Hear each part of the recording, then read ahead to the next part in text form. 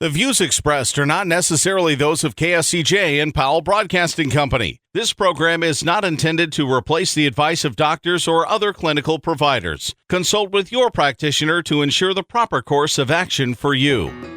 Welcome to When Things Aren't Going Well on AM 1360, FM 94.9 KSCJ. This program is dedicated to your mental health wellness and brought to you by Family Services, a United Way partner agency. Here's your host, Art Silva. Good morning, Siouxland, and welcome to When Things Aren't Going Well. This show's all about your mental wellness and how you can navigate the daily highway of life. I'm Art Silva. Along with me today is my co-host, Brenda Geisinger, and we're going to talk about self-harm in youth. It's a problem out there, what to look for, how do you handle it. So that's our problem today. That's what's going wrong, self-harm in youth. So with that, let me introduce my co-host, Brenda Geisinger. Brenda, would you talk about your role and your experience with children? Absolutely. So I have been with Boys and Girls Home and Family Services for 35 years. And I started out in direct care and just enjoy working there. And I have continued my journey, and I am currently the Chief Operating Officer, overseeing daily operations. Well, I think you understated it. You run a very large organization, and you do a great job at it. Thank you. Today's topic, self-injury and youth. Self-injury, and I want to give credit to the Mental Health of America Association for providing these notes for us. But self-injury often begins around the ages of 12 to 14, and it's most commonly the result of feeling of sadness, distress, anxiety, or confusion. Teenagers often use self-injury as a way to cope with these negative emotions. Recent studies have found that 1/3 to 1/2 of adolescents in the U.S. have engaged in some type of non-suicidal self-injury, although some studies put that rate at 13 to 23%. Self-injury, Brenda, we deal with teenagers. What experience do you have with this? Unfortunately, quite a bit. I will say self-injury, what does that look like? It's kids cutting on themselves. That's kids burning, excessive scratching, especially in one spot. And you briefly mentioned that quite often that's perceived as being suicidal. And it really is not. It can lead to that, but it's really about a way of coping and how kids feel. And so they start harming themselves. Like I said, cutting, scratching, biting, their fingernails excessively, causing problems, pulling their hair, or banging their head. So those are all kind of examples of being self-injurious. And unfortunately, we treat children that have that problems, and the goal is to keep the child safe. But it's really a difficult deal. But when you see these symptoms start to pop up, you need to take some action. Talk with them and get some professional help. And we'll deal with what you can do and how you can help the situation in the second half of our show. But self-injury, when you look at it, I've seen some of the examples of our children. What causes it? What stresses them to that point? I think it can be a lot of triggers, but really underlying is really individual for each kid, but they're all struggling with self-worth and feeling worthless and just having a lot of emotional pain. Unfortunately, when you do the repetitive self-injury, it releases an endorphin in your body, and it almost becomes addictive. It's like if I'm stressed or I feel triggered or I'm really struggling, you resort to that, kind of like if you're a smoker, you feel stressed and you just start with one cigarette and you just keep smoking and smoking. Or eating, excessive eating. Similar to self-injurious behavior is you develop a habit as a way of coping and releasing that pain so you feel something and kind of distract yourself. Well, that is certainly a problem we have in children that do that as they try to work their way through their issues. We have experience with that at Boys and Girls Home, and they're getting excellent care. And Brenda, I thank you for that. I've seen some instances over there of some of our girls, especially the girl that pulled their toenails out. And that was self-harm. There's things that you just can't believe, and you wonder how they endure the pain. Exactly. But the pain turns into, you said?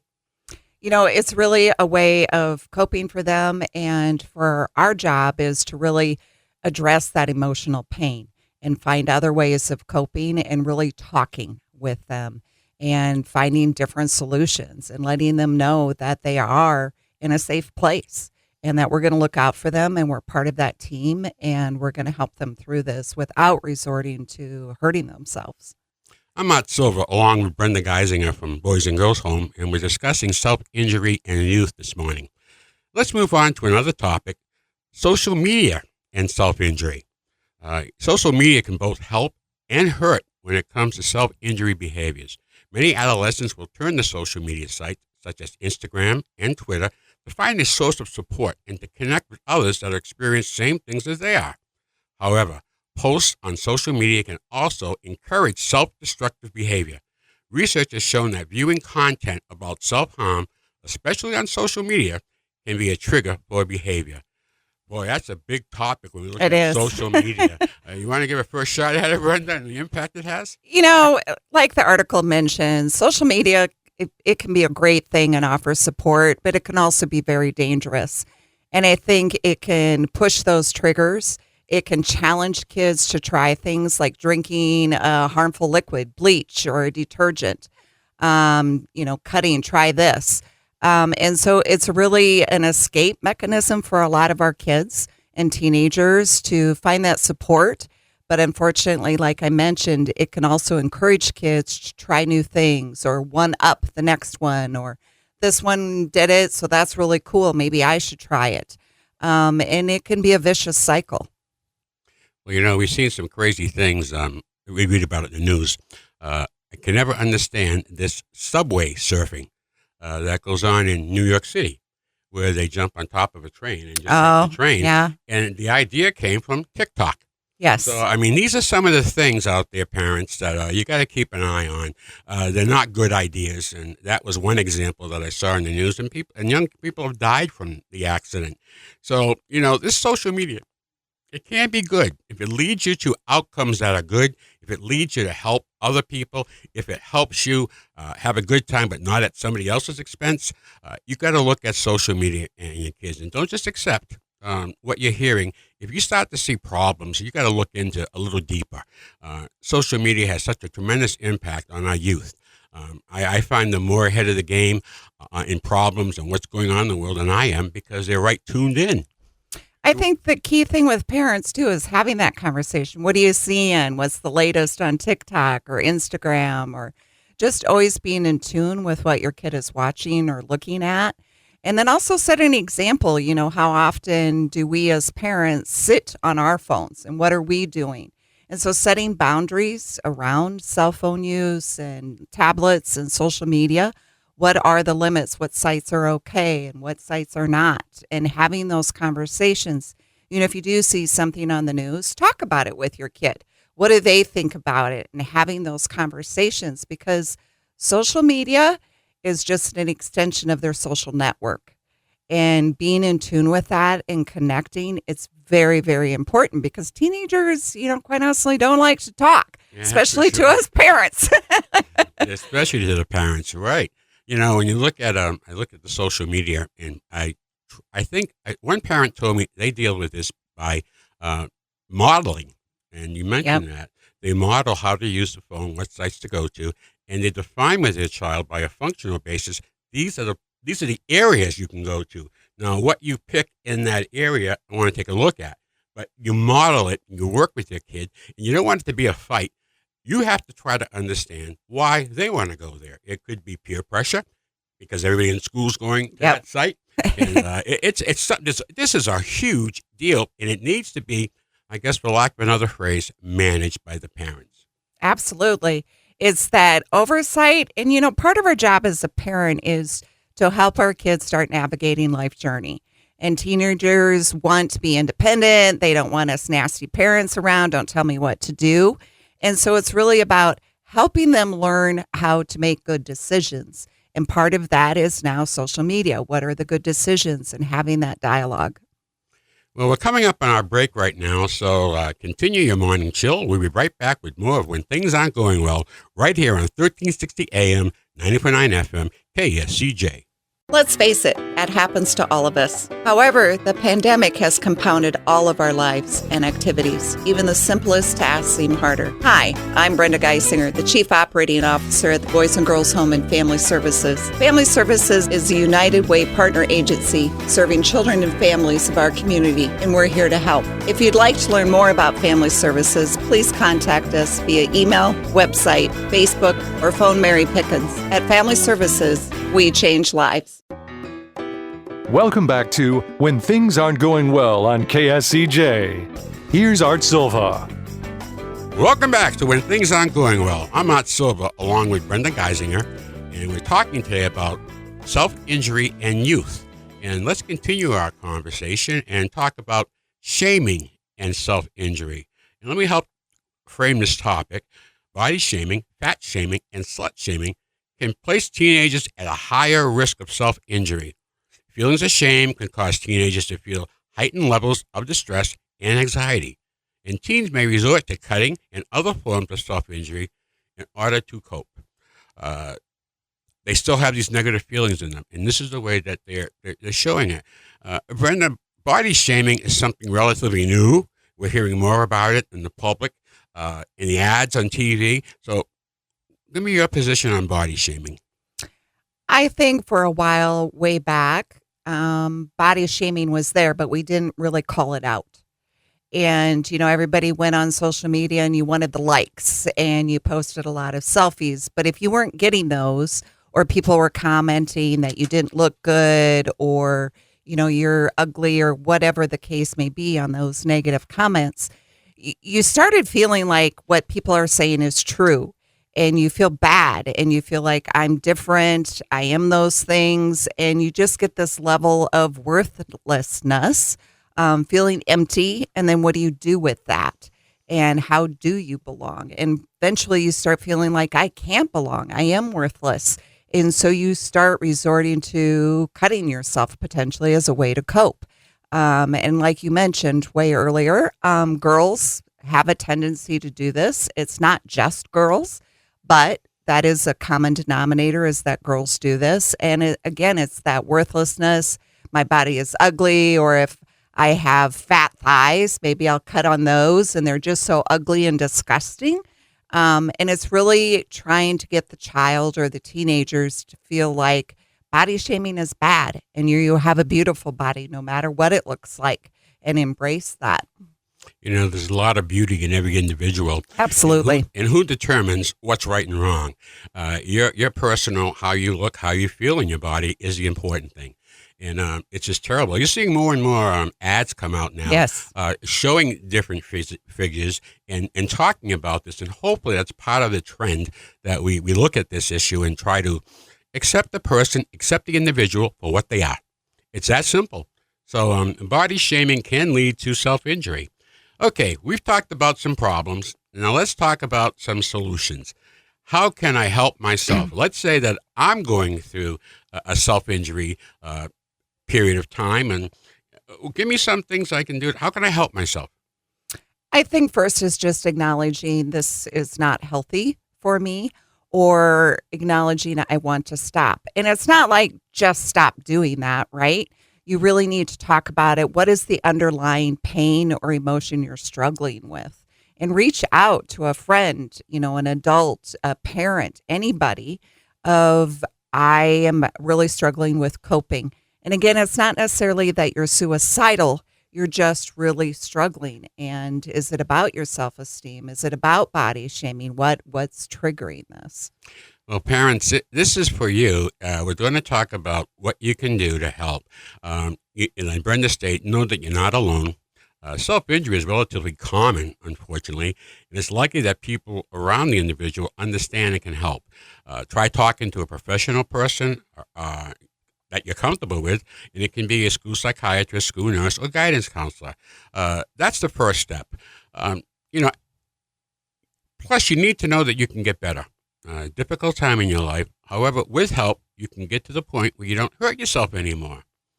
Brenda, let's talk about going back to cutting a self-injury as an activity. I think sometimes, it's a challenge. I do this, you say to a friend, look what I do, and then they try to start doing it, or social media prompts you, and if you're a parent, you may not even know this is happening. It's not always obvious because it might be on their legs, or your child is always wearing long sleeve shorts, and so it's getting covered up. So again, it's having those conversations, but a simple activity can really become the normal for how a child behaves. Cutting a self-injury is sometimes a behavior that they do it with friends. They do it together. And I think you need to be aware of it and get them to the right sources. You got to figure out the stresses that drives you to self-injure. Avoid stresses if they are going to make you cut. Think about other things you could do to manage stress without turning to self-injury. Brenda, let's talk about seeking professional help. I think, the first point is if you have a concern or don't know how to address it, or that the problem is there, reach out to a therapist, reach out to your pediatrician, and start getting access to resources that are out there. At Family Services, they also address this issue of cutting, and go to a family, therapist or an outpatient therapist. Like I said, at Family Services, we address this issue. There are plenty other therapists in town. So it's making those calls, making those connections. If you're uncomfortable talking about it, and even if you are comfortable, quite often you need some professional help to guide you through this. Seek professional help. And we had a show on before that. It's okay. And what's that first visit to a therapist like? And that first step is the most important step. Now, it could take some time to see a doctor or other treatment provider. But in the meantime, take steps to reduce your harm that you are doing to yourself. This could mean hurting yourself fewer times than you normally would. Make sure you don't get infections, or finding alternatives that are less harmful, like holding an ice cube or snapping yourself with a rubber band. All these things go through, and they're just filling a void, an empty void that's in the child's life. There's some distress there. We got to find it and work with them to get over this. What about a friend who suffers self-injuries? Now, here we are looking at another person. How would you start that conversation, Brenda? It's an uncomfortable conversation. You don't want to accuse them of anything. So you really have to approach it as, I'm concerned and I want you to be safe, and I really value you as a friend. And is there anything we should talk about? Or I think you might be hurting yourself, and I'm not putting judgment on that. I'm here to support you. Do you want to talk? And just letting that conversation happen. And the key is listening, not putting your input so they don't feel judged, but just listening to what they have to say. And then, just say, I think maybe we should go talk to someone, and go from there. You got to realize that just because you said go do it, they're not going to. Right. And so you got to understand. So offer some options. Don't tell anyone what they should do or have to do. If a person is using self-injury as a way to have some control, it won't help if you try to take control of the situation. Helping your friends see ways to get help, like talking to a mental health professional, parent, teacher, or school counselor, may be the best thing you can do for them. Absolutely. Again, having that conversation and not trying to control what they do, or why do you do that, or stop doing that. You can just stop. And they can't, because it's their way of coping. And so they have to learn new ways and not feel judged that they do this. Well, you have to remember that you are not responsible for ending the self-abuse. You can make your friends stop hurting themselves or get help from a professional, but the only sure thing you can do is to keep being a good friend. Right. Absolutely. Offering that support no matter what. So let's give some parents some tips. Tips for the parents. Let's do some things that they should do. Brenda, you want to start us off? I think one thing is being okay with having this conversation. Again, like I said, it is not a comfortable conversation, but as a parent, you need to look out for your kid, and having that conversation of, I care about you and I'm worried about your safety. And then there are some other steps. Are there items in the house that you can make sure are not readily available? And kids, if they are into self-harm, may find things, paper clips, ballpoint caps, anything and everything, their own fingernails. But that doesn't mean you can't try to make your home safe. The other thing, like we talked about, are what are the boundaries and rules about social media, being a role model, but also having conversations about what they're seeing. And then also reaching out for professional help, helping your daughter or son get an appointment, talking to someone and getting information about the situation. Well, to sum that up, you're kind of talking about be patient. The parents should learn about self-injury. They should go and get familiar with the topic before they talk to the child. And you got to address this issue as soon as possible.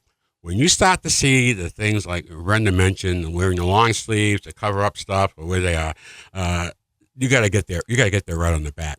And, you got to validate the kid's feelings. You can't devalue it. They're telling you something, and you have to validate the child's feelings. Remember that this is different from validating the behavior. Brenda, you want to talk about that? Yeah, when you're talking about validation, it's not, saying it's okay that you're doing this. What you're validating is that they have a true emotion, and you want to talk about the emotion and why they feel isolated or why they feel so lonely or whatever the case may be. That's what is the underlying problem or what we need to address. The behavior is the result of the emotions. This has been a great conversation dealing with self-harm for an injury with youth. I need parents out there to keep an eye out for it. I know school officials do. So please, it happens. It's very common. And it's right in that 13 to, I want to say, 16 age bracket. And girls are much more likely to self-harm than boys. So if you're staying involved in your kid's life, you'll see some things changes, and just keep an eye on it because they're going to need your help. We're coming up on the end of our show this week, and Brenda, I want to thank you very much for sharing your knowledge with us and experience at Boys and Girls Home. I want to thank our listening audience. Again, take your child seriously. It is likely that your child is cutting in order to relieve feelings of stress and not because they are seeking attention. So that's our story for this week. That's the problem, and we hope some solutions. Your homework this week is to go out and be kind to your mind. We'll see you next Saturday morning right here on 1360 AM, 90.9 FM, KSCJ. Happy trails to you until we meet again. Happy trails to you. Keep smiling until then. Happy trails to you till we meet again.